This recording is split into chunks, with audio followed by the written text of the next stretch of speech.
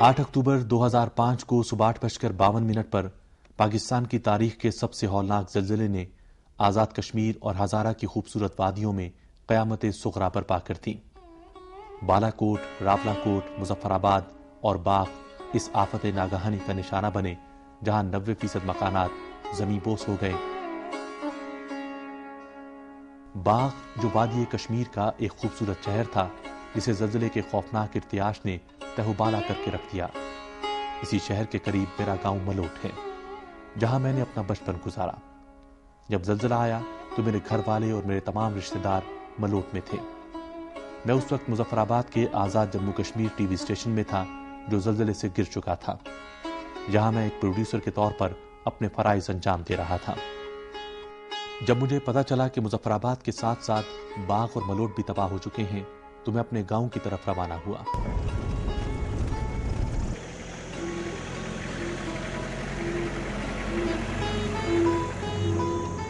جب میں ملوٹ کے بازار میں داخل ہوا تو ہر طرف تباہی کے مناظر تھے۔ یہ بازار جہاں دن بھر خریداروں کی گہما گہمی رہتی تھی، اس کی بیشتر دکانیں گر چکی تھیں۔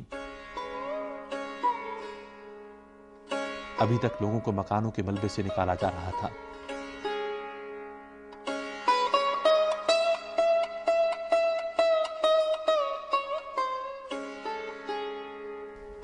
ملوٹ کے بازار میں یہ نیشنل بینک کی عمارت تھی جو گر چکی تھی اور اس کا سامان بکھرا پڑا تھا۔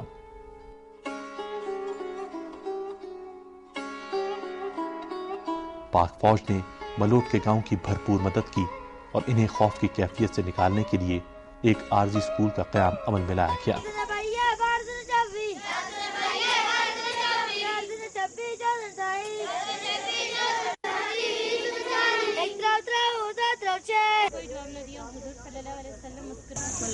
میرا نام شیلا خالق ہے۔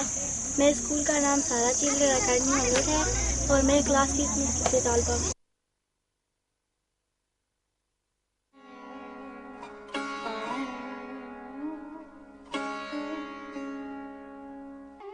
میرا نام سیاد احمد خان ہے، سہارا چلڈرن اکیڈمی ملوٹ کا پرنسپل۔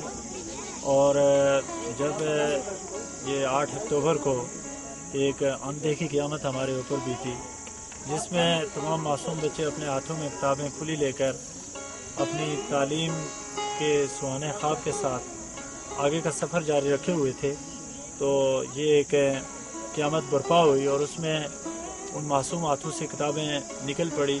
ان حالات میں سہارا چلڈرن اکیڈمی سے نہ صرف تدریسی عمل کا خاتمہ ہوا، بلکہ قرب و جوار کے تمام ادارے بھی تعلیمی تعطل کا شکار ہو گئے، اور ہم نے یہ محسوس کیا کہ ہمارے وہ بچے جو پہلے سے خوف کا شکار تھے، ان میں وقت کے ساتھ ساتھ ایک ذہنی تبدیلی آنا شروع ہو گئی، اور وہ تبدیلی تعلیم سے دوری کی صورت میں تھی۔ ایسی صورت میں بچے سڑکوں کے اوپر نظر آنے لگے اور وہ ایک آوارہ پن کا شکار ہو رہے تھے، مقصد سے دور ہو گئے۔ تو ان حالات میں ہم نے پاکستان آرمی کے ساتھ ان کی تجاویز کے ساتھ اتفاق کرتے ہوئے اس عمل کا دوبارہ آغاز کیا ہے، تاکہ ہم ایک امید کی کرن دے سکیں، ہم زندگی کی روشنی دے سکیں، کیونکہ ہمیں اس بات کا علم ہے کہ زلزلہ آیا اللہ تعالیٰ کی طرف سے آیا، فرد کا بھیجا ہوا نہیں ہے، خدا کی طرف سے آزمائش تھی۔ عمارتیں تباہ ہوئی ہیں، ذہن باقی، عمارتیں تباہ ہوئی ہیں لیکن مقصد ختم نہیں ہوا، مشن ابھی مکمل نہیں ہوا، مشن نے آگے بڑھنا ہے، زندگی نے سفر کا آغاز کرنا ہے۔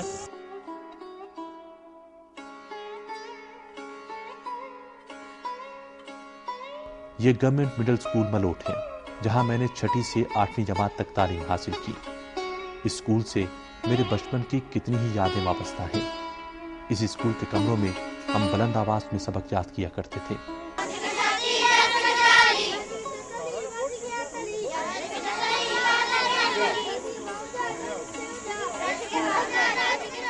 اس اسکول کی عمارت بھی زمین بوس ہو چکی ہے اور اس کے ملبے میں کتنے ہی طالب علم دب کر ہلاک ہو چکے ہیں۔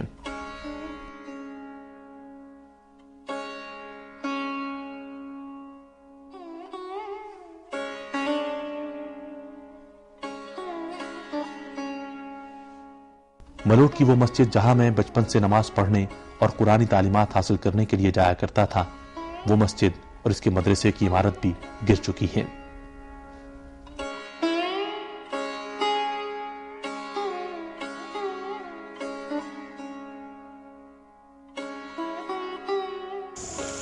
تو ہماری مسجد اور مدرسہ دونوں شہید ہو چکے ہیں. اب ہم نے عارضی طور پہ مسجد کا صحن نماز کے لیے اور جمعے کے لیے استعمال کیا ہے، اور اسی طرح کل ہفتے سے لے کے ہم نے اپنے مدرسے کی پڑھائی بھی شروع کرنے کا پروگرام کیا یہیں صحن میں، اور انشاءاللہ جلد ہی اس کی تعمیر کا پروگرام شروع کر رہے ہیں. مولانا آئیں گے اور انہوں نے یہی پروگرام بنایا کہ ہم جلدی اس کا تعمیر مسجد اور مدرسے کی تعمیر کر کے اپنا کام دوبارہ سے شروع کریں گے.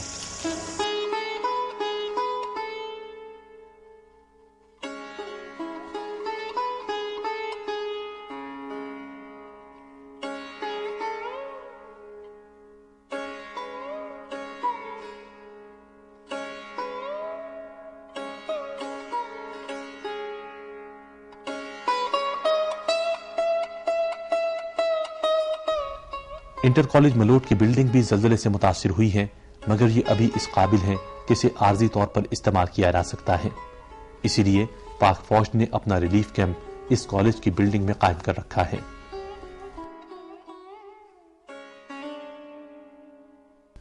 اس بار وطن عزیز پر جو آفت آئی ہے اس کی نظیر نہیں ملتی. یہ ایک بہت بڑا المیہ ہے، مگر پاک فوج کے جوان اپنے محدود وسائل کے ساتھ بھی اپنے ہم وطنوں کی مدد میں پیش دکھائی دیتے ہیں.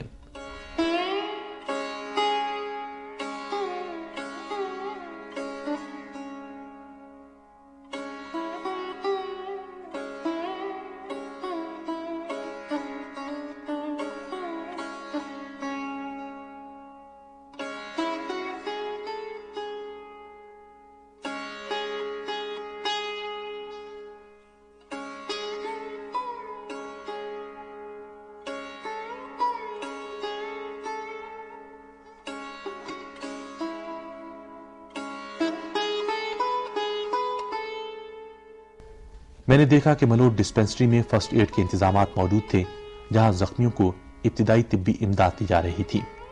گنگارام ہسپتال لاہور سے 2 ڈاکٹر رضاکارانہ طور پر جہاں خدمات انجام دے رہے تھے.